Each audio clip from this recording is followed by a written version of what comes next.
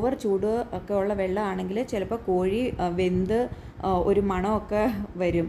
അപ്പം പിന്നെ അങ്ങനെ വെന്ത് പോകാതിരിക്കാൻ വേണ്ടിയിട്ടാണ് നമ്മൾ നോർമൽ വാട്ടറിലൂടെ മുക്കിപ്പോക്കുന്നത്. എന്നിട്ട് നമ്മളിതിൻ്റെ പൂട പറിച്ചെടുക്കുകയാണ് കേട്ടോ ചെയ്തത്.